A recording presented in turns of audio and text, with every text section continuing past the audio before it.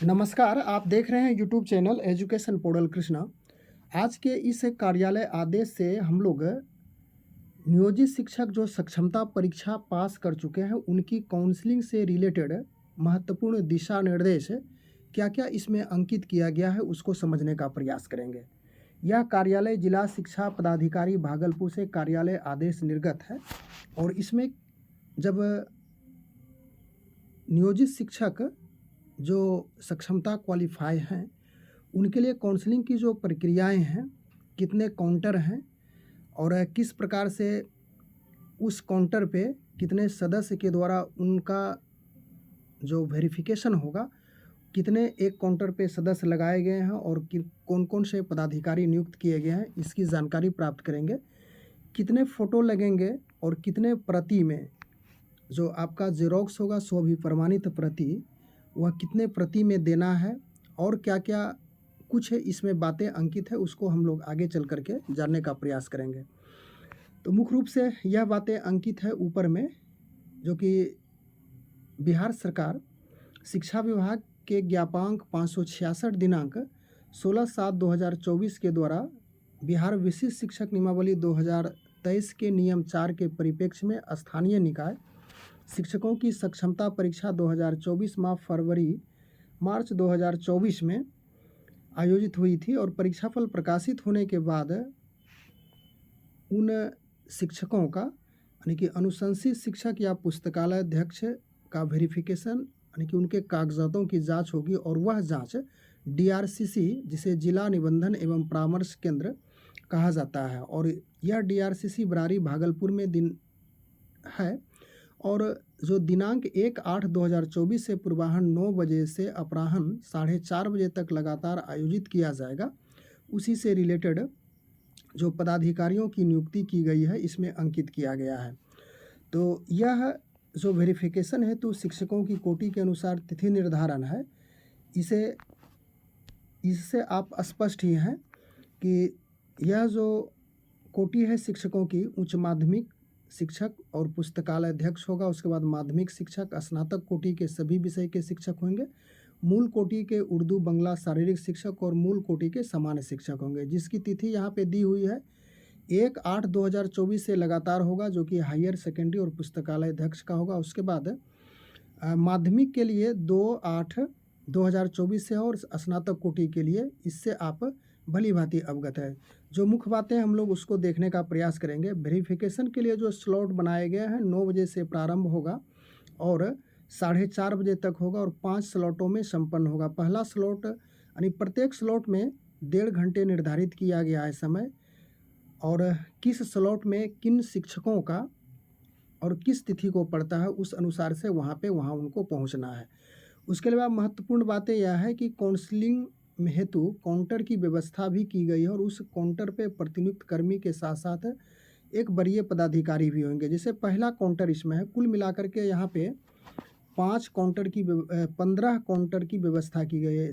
यहाँ पे आप स्पष्ट रूप से देख सकते हैं 13, 14, 15 यानी 15 काउंटर की व्यवस्था की गई और प्रत्येक काउंटर पे 3 कर्मी के साथ साथ एक वरीय पदाधिकारी को भी नियुक्त किया गया है, जिसमें पहले काउंटर पे श्री पुष्कर कुमार जो कि बीपीएम होंगे, उसके बाद एक लेखापाल होगा और एक डाटा एंट्री ऑपरेटर होंगे।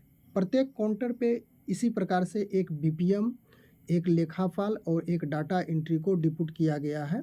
उसके बाद वरीय पदाधिकारी में पहले काउंटर की बात करें तो श्रीमती रेखा भारती, और यह वरीय पदाधिकारी के रूप में होंगे। उसके बाद इसी प्रकार से दूसरे काउंटर पर दोनों को रखा गया, यानी दोनों काउंटर पे वरीय पदाधिकारी में श्रीमती रेखा भारती को ही रखा गया है।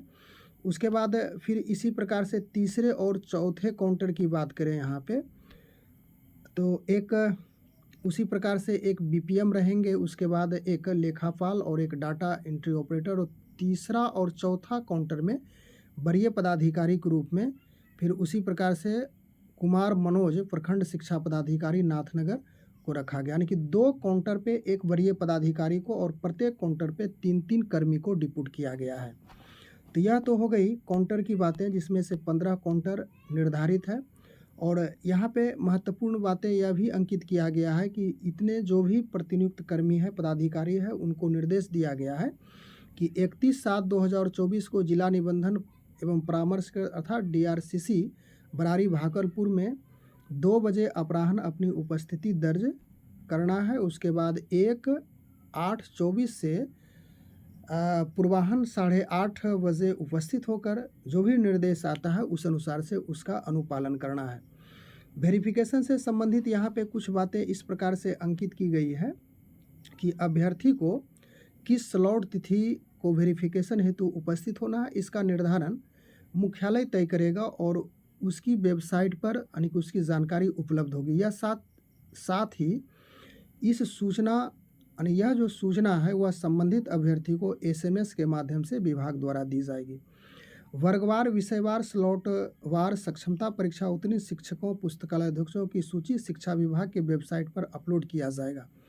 उसके बाद तीसरा पॉइंट में इसमें बताया गया है कि संबंधित अभ्यर्थी वेरिफिकेशन स्थल पर निर्धारित समय अनुसार पहुंचकर वेरिफिकेशन कराएंगे और वेरिफिकेशन के समय वही शिक्षक अभ्यर्थी उपस्थित होंगे जिनका स्लॉट निर्धारित है। टाइम स्लॉट के अनुसार से काउंटर पर अभ्यर्थी का नाम खुलेगा, यानी कि जो ध्वनि विस्तारक यंत्र है उसके द्वारा यानी कि लाउड स्पीकर के द्वारा उनका नाम बताया जाएगा और उनको वहाँ पे फिर पहुँचना है उन अभ्यर्थी को। और कुछ बातें इस प्रकार से है, वेरिफिकेशन स्थल पर अभ्यर्थी आधार कार्ड एवं उसके साथ जो रजिस्टर्ड मोबाइल नंबर है वह लेकर के आएंगे, क्योंकि उसी मोबाइल नंबर पे जो रजिस्टर्ड मोबाइल नंबर उसमें SMS उसे प्राप्त होगा एवं ई शिक्षा कोष मोबाइल ऐप के माध्यम से टाइम स्लॉट की सूचना दी जाएगी। वेरिफिकेशन स्थल में प्रवेश का आधार यही होगा, यानी कि प्रवेश करने के लिए, एंट्री करने के लिए आधार यही माना जाएगा। वेरिफिकेशन में भाग लेने वाले शिक्षक अभ्यर्थी अधिकतम 3 दिनों के लिए ऑफिशियल ड्यूटी में रहेंगे। स्पष्ट आप हो चुके हैं कि जब वह वेरिफिकेशन के लिए जाएंगे उनका SMS के माध्यम से जब नाम आएगा, ई शिक्षा कोष की सहायता से भी उसे जानकारी मिलेगी, तो वह 3 दिनों की छुट्टी में जाएंगे और वह ऑफिशियल ड्यूटी में रहेंगे। कहने का अर्थ हुआ कि यहाँ पे CL लेने की कोई आवश्यकता नहीं है, वह ऑफिशियल ड्यूटी में माने जाएंगे। 3 दिन के बाद फिर उस विद्यालय यानी जिस विद्यालय के कोई शिक्षक गए हैं पहली बार, तो उस विद्यालय के पुनः दूसरे शिक्षक 3 दिन के बाद जाएंगे, क्योंकि ऐसा इस वजह से कहा गया है कि विद्यालय में कोई बाधा न हो, विद्यालय संचालन में कोई बाधा न हो। और यह भी स्पष्ट किया गया है कि सपोज कीजिए कि किसी विद्यालय में 6 शिक्षक हैं, तो 1/3 यानी कि 1/3 करेंगे तो 2 शिक्षक वेरिफिकेशन के लिए जाएंगे, उसके बाद 4 शिक्षक विद्यालय को संचालित करेंगे।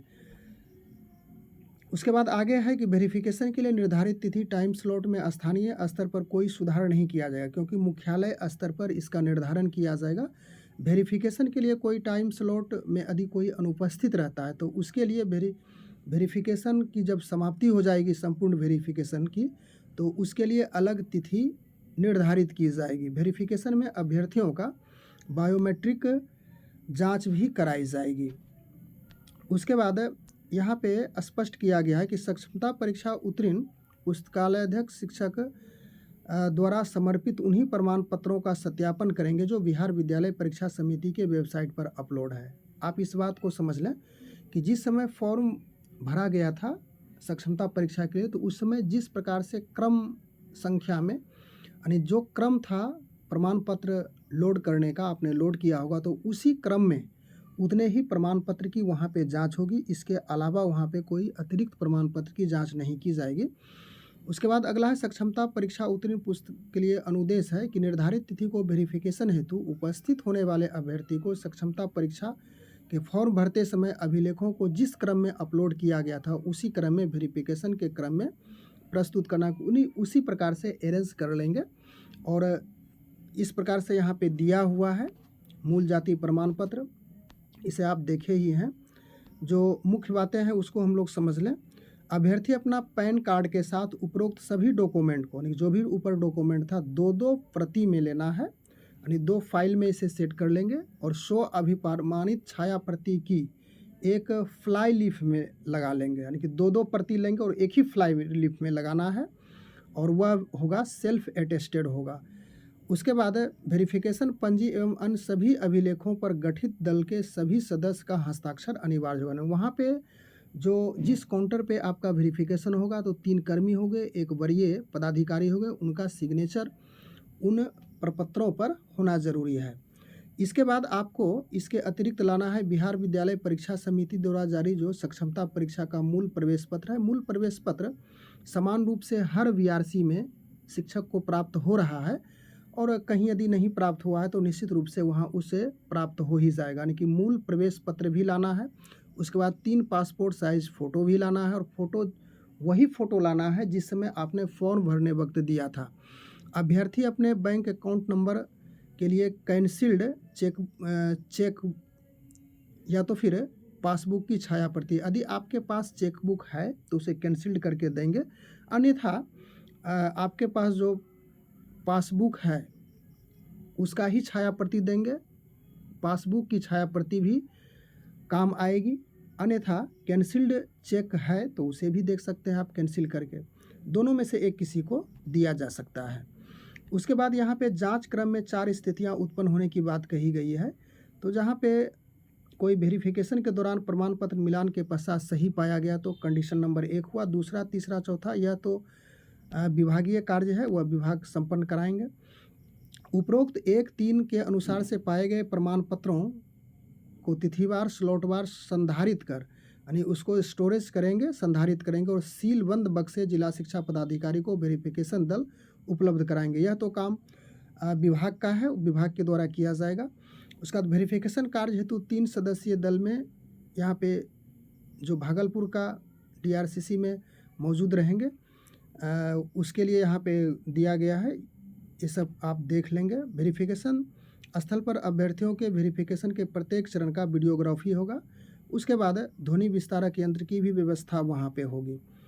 और भी कुछ बातें इसमें अंकित की गई है, आप यदि पढ़ना चाहते हैं तो इसे पढ़ सकते हैं।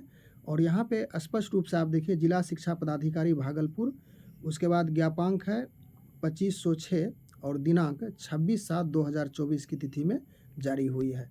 तो इस प्रकार से आपने यह देखा भागलपुर कार्यालय जिला शिक्षा पदाधिकारी भागलपुर का यह कार्यालय आदेश है। इसी प्रकार से हर ज़िला का